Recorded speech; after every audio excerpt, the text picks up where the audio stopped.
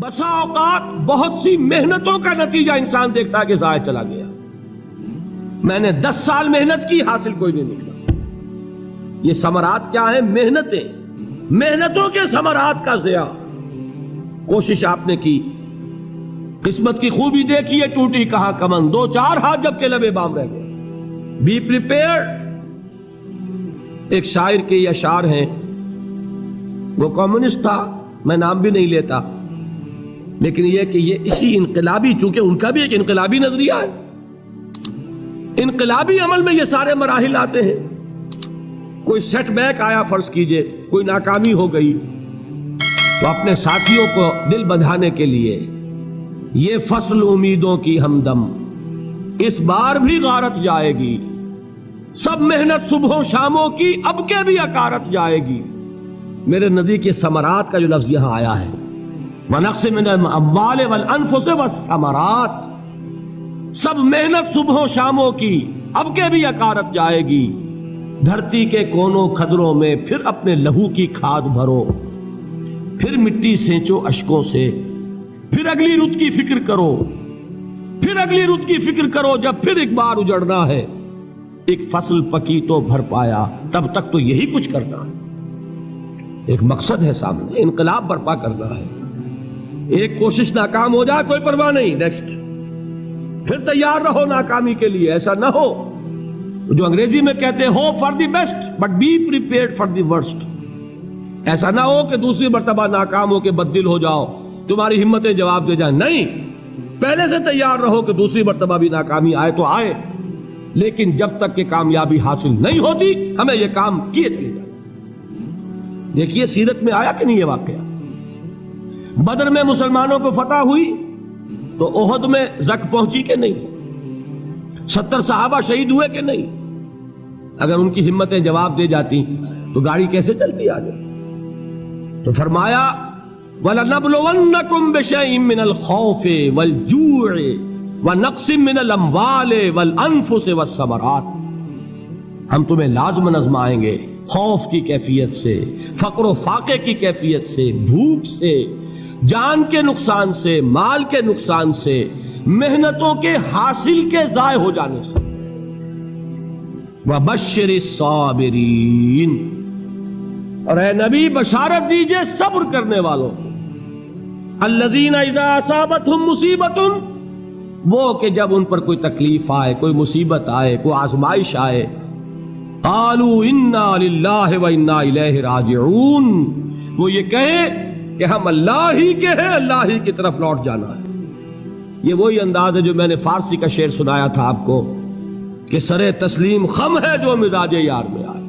وہ ہمارا مولا ہے، ہمارا آقا ہے، اگر اسے یہی منظور ہے تو ہمیں بھی یہی منظور ہے. میں نے تسلیم و رضا کی بات کی تھی نا، آپ کو کچھ شعر سنائے تھے. ایک شعر اور سنیے، اور یہ کس کا ہے؟ محمد علی جوہر کا.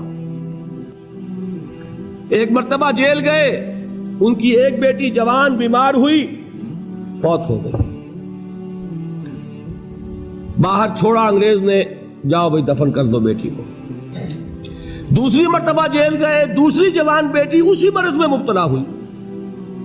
اب یہ جیل میں ہے، خبر پہنچی کہ دوسری بیٹی کے اوپر بھی اسی مرض کا حملہ ہوا ہے.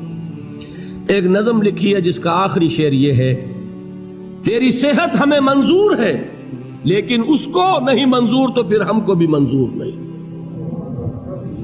یہ ہے، جب تک یہ کیفیت نہ ہو اس میدان میں آدمی ثابت قدم نہیں رہ سکتا کہ میرے رب کو اگر یہ منظور ہے تو یہی مجھے منظور ہے، اور تیری صحت ہمیں چاہیے تو ضرور، لیکن ہمارے رب کو منظور نہیں تو ہمیں بھی منظور. راضی برضائے رب. وَبَشِّرِ الصَّابِرِينَ الَّذِينَ إِذَا أَصَابَتْهُمْ مُصِيبَةٌ قَالُوا إِنَّا لِلَّهِ وَإِنَّا إِلَيْهِ رَاجِعُونَ. نہ شود نصیب دشمن کے شود ہلاک تیغت، سر دوستہ سلامت کے تو خنجر آزمائی. اولئک علیہم صلوات من ربہم ورحمہ، یہی ہے وہ لوگ جن پر ان کے رب کی طرف سے عنایتیں ہیں اور رحمتیں ہیں. وَأُولَٰئِكَ هُمُ الْمُهْتَدُونَ، اور یہی ہے وہ لوگ جو کامیاب ہونے والے ہیں، ہدایت پانے والے، ہدایت یافتہ. اسی سورہ بقرہ میں ذرا آگے چل کر، یہ تو ہے 20واں رکوع، 19واں رکوع. 21ویں رکوع کی پہلی آیت ہے لیس البر ان تولوا وجوہکم قبل المشرق والمغرب ولكن البر من آمن بالله واليوم الآخر والملائكة والكتاب والنبيين وآتى المال على حبه ذوي القربى واليتامى والمساكين وابن السبيل والسائلين وفي الرقاب وأقام الصلاة وآتى الزكاة والموفون بعهدهم إذا عاهدوا والصابرين في البأساء والضراء وحين البأس. اب یہ آیت جو ہے سورۃ العصر میں جو مضامین آئے تھے سارے اس میں موجود ہیں.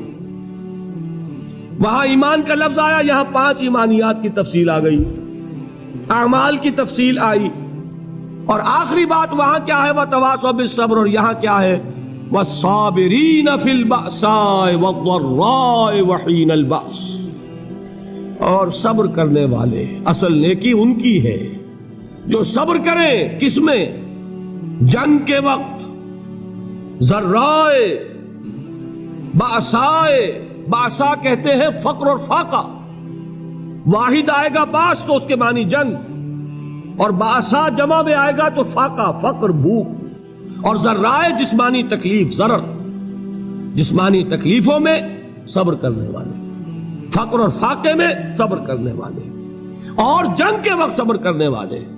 اولئک الذین صدقوا واولئک هم المتقون. یہ ہیں وہ لوگ جو صبر کرنے والے ہیں، یہ ہیں جو سچے ہیں، جو اپنے دعوے میں نیکی کے اور ایمان کے صادق ہیں، اور یہی وہ لوگ ہیں جو متقی. اگلی سورت ہے سورہ آل عمران، اس میں 2 لفظ آئے ہیں آخری آیت، یا ایھا الذین آمنوا اصبروا وصابروا ورابطوا واتقوا اللہ لعلکم تفلحون. دیکھیے یہاں صبر اور صابر جو تعلق جوہد اور جہاد کا ہے وہی ہے صبر اور مصابرت. صبر ایک طرفہ عمل ہے، آپ جھیل رہے ہیں، برداشت کر رہے ہیں. صبر علی المعصیہ، صبر علی الطاعہ، صبر علی الابتلاء، یہ سب کیا ہے؟ صبر. اور مصابرت کیا ہے؟ صبر کا صبر سے مقابلہ. یہ سورہ آل عمران اب وقت نہیں ہے، میں آپ کو سناتا اللہ تعالیٰ نے کیسے کیسے مسلمانوں سے کہا، مسلمانوں تمہیں زک پہنچی ہے تو انہیں بھی تو پہنچی تھی. ان کے 70 نہیں مارے گئے تھے بدر میں؟ ان کے حوصلے جو ہیں وہ تو پست نہیں ہوئے، وہ اگلے سال آ گئے تم پر چڑھائی کر کے. تم کیوں اتنا برا مان رہے ہو؟ تمہارے دل اتنے زخمی کیوں ہو گئے؟ تمہیں تکلیف پہنچتی ہے تو انہیں بھی پہنچتی ہے. اپنی غیرت جو ہے ہمیں ذرا اس کا جائزہ لینا چاہیے. لوگ باطل نظریات کے لیے کتنی قربانیاں دے رہے ہیں، لوگ باطل چیزوں کے فروغ کے لیے کتنی محنتیں کر رہے ہیں. جیسا کہ میں نے ابھی کہا تھا، اسی غیرت کو چیلنج کرنے کے لیے، ذرا آپ کی حمیت دینی کو جوش دلانے کے لیے، قادیانی نوجوان کتنی تعداد میں اپنے آپ کو دین کے لیے وقف کرتا ہے، اور آپ کتنے نوجوان ہیں جو اپنے آپ کو دین کے لیے وقف کرتے ہیں، اور ہوں وہ کھاتے پیتے گھرانوں کے لوگ. یہ نہیں ہے کہ اگر کوئی اور کام نہیں کر سکتا تو پھر یہ ہے کہ وہ دین کے کام میں لگ جائے. باصلاحیت لوگ، کھاتے پیتے لوگ، ذہنی استعداد رکھنے والے لوگ، اونچے گھرانوں کے لوگ، وہ وقف کریں اپنے آپ کو دین کے لیے. اس کے بغیر کیسے باہر آ جائے گی، کیسے رونق آ جائے گی؟ تو دنیا میں باطل نظریات والے جو ہیں، یہ بات کہی گئی ہے، مسلمانوں تم اگر توحید کے لیے لڑ رہے ہو، دیکھتے نہیں ابو جہل کو، اس نے گردن کٹوائی ہے شرک کے لیے، شرک کے لیے گردن کٹوائے، اور تم توحید کے لیے گردن کٹوانے کو تیار نہ ہو. اس نے گردن کٹوائی کہ نہیں کٹوائی؟ اور کس طرح کٹوائی ہے؟ کیونکہ بڑا متکبر قسم کا، فرعون قسم کا شخص تھا.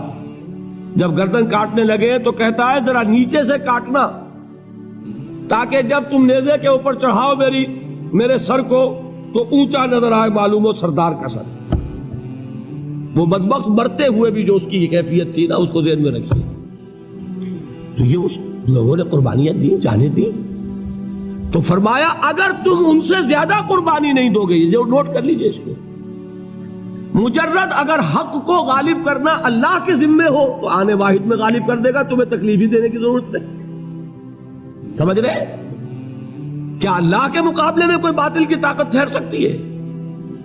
یہ تمہارے ایمان کا امتحان ہے، یہ تمہارے خلوص کی آزمائش ہے، یہ تمہارے امتحان کا ثبوت درکار ہے کہ اللہ تعالیٰ دیکھنا چاہتا ہے تم اس کے لیے اپنی جانیں قربان کرنے کو تیار ہو کہ نہیں، تم اس کے لیے تن من دھن لگانے کو تیار ہو کہ نہیں۔ اور یہ جان لو کہ اگر کفار اور مشرکین اور ملحدین اور باطل نظریات والے وہ جو کچھ قربانیاں اپنے باطل نظریات کے لیے دے رہے ہیں ان سے زیادہ اگر تم نہیں دو گے تو حق غالب نہیں ہوگا۔ انہوں نے جو صبر کیا ہے اپنے باطل نظریات پر، اگر تم اس سے زیادہ صبر کا ثبوت نہیں دو گے اپنے اس حق پر تو حق غالب نہیں ہوگا۔